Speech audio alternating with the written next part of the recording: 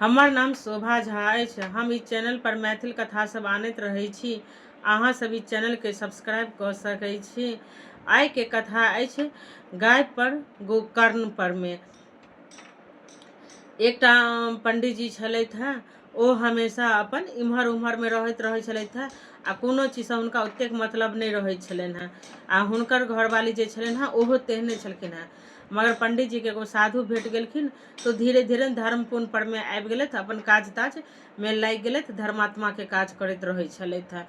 लेकिन हुनकर घरवाली नहीं करै छलखिन हैं। एही प्रकार से तो एक दिन वो बड़ा चिंतित में रहले जे हमर घरवाली के बच्चा नहीं हुए, केना के करू जे की करू तो बच्चा हैत। तो एगो आदमी साधु संत ना हुनका देलकन केला खाए के लिए, जहाँ अपन घरवाली के केला खुआ देबै तो बच्चा हैत। तो ठीक है। तो घरवाली कहलखिन कि हम जाइ छी केला खाय ले, हम नहीं केला तेला खाब, हम नहीं बच्चा तच्चा लेब जे बच्चे में लागल रहम। तो केला के उठलखिन, अथी में दऽ देलखिन गाय के खाय ले। तो गाय के खाय ले दऽ देलखिन केला। आ गाय के पास जे छलैया केओ आदमी खाना पीना राखि देने छलैया, ओ श्रापित खाना छलैया। तो श्रापित खाना रोटी वो अपने उठा कर खा लेले। तो ओहिमे खाली श्रापे भरल छलैया रोटी में, खा लेले। तो ई बुझलखिन जे हमरा बच्चा है। तो 9 महीना के आ हिनको भेले 9 महीना के। तो गाय के जहन बच्चा भेले तो हुनकर नाम पंडित जी रखलखिन गोकर्ण। आ हिनका जहन बच्चा भेलन बेटा तो ई अपन बेटा के नाम रखलखिन धुंधकारी। तो कहलखिन कि ओ अपन बच्चा के माने छलखिन, तो नामो तेहने रखने छलखिन हैं धुंधकारी। ओ खूब गलत सलत अंट संठ चीज सब करे छले। आ गाय के जे बच्चा छलैया गाये के बच्चा छले, मगर वो बहुत निक निक काज सब करे छलैया, धर्मात्मे वाला काज सब करे छले। साधु के प्रसाद सब पेने छले प्रसादी, तो नीके काज करैत रहे छले हमेशा। एही प्रकार से दिन बीतत गेले, होइत गेले। और वो पंडित जी बहुत सारा सामान सब घर में रखने छलखिन हैं, सोना चांदी इम्हर उम्हर के साड़ी ताड़ी सब धीरे धीरे छलन हैं। तो जखन वो पंडित जी खत्म भ गेलखिन आ हिनकर घरवाली बचलखिन, तो वो तो धर्म करबे नहीं करे छलथि हैं। तो हुनकर बेटा पी खा के अयास क के इम्हर उम्हर गलत काज करैत रहलो, रंडबाजी में जाइत रहलो, ककरो पैसा दऽ देलो, ककरो साड़ी दऽ देलो, ककरो किछो दऽ देलो, माय के मारलो, माय के पिटलो, माय के बात कहलो, गलत गलत काज करैत रहै छलखिन हैं। लेकिन गाय जे छलखिन हैं गोकर्ण, ओ गाइयो में बहुत नीक काज करैत रहै छलखिन हैं। केओ आयल गेल तो खूब दूध देलहुँ, दुधारू गाय धन वर्षा केलहुँ, से सब केलहुँ। तो जखन ओ मरि गेलखिन तो ओ तो हुनकर माय तो ओहो चलि गेलै स्वर्ग।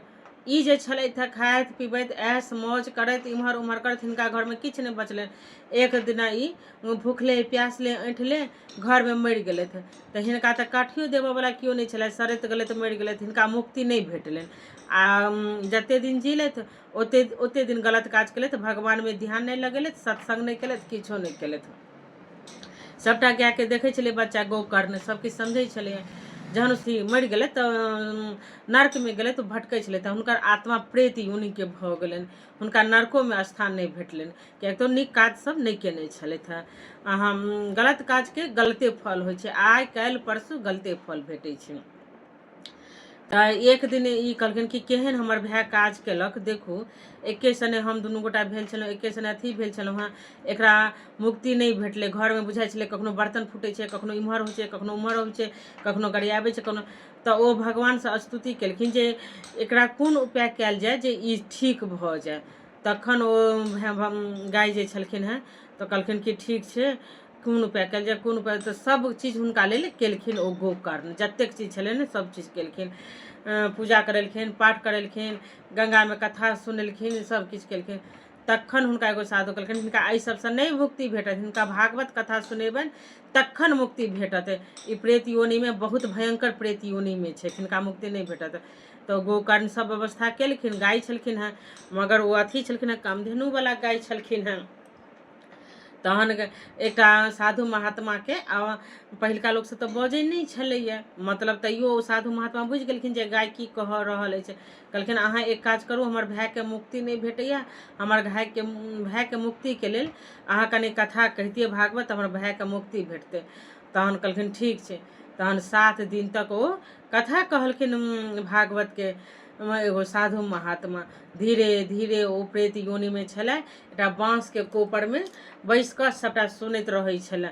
सुनलक तहन धीरे धीरे कऽ जहन 7वाँ दिन भेलै ओकरा कोनो चीज नहि चाहै छलै, सब दिन भर के कहै छलै हमरा मुक्ति दिअ मुक्ति दिअ मुक्ति दिअ। तखन ओकरा जहन 7वाँ दिन पुरलै से कथा लास्ट भेलै तहन हुनका मुक्ति भेट गेलनि।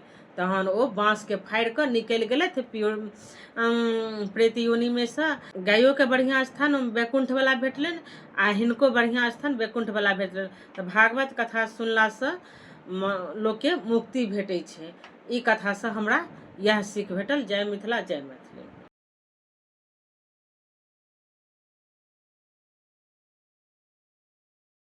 ई चैनल पर एनाहिए पुराण कथा और बहुत सारा सीख देबऽ वाला कथा और मनोरंजन कथा एवं भगवानों के कथा आयत। तऽ अहाँ सब एहने कथा सुनक खातिर मैथिली में सब्सक्राइब कऽ सकै छियै। जय मिथिला जय मैथिली।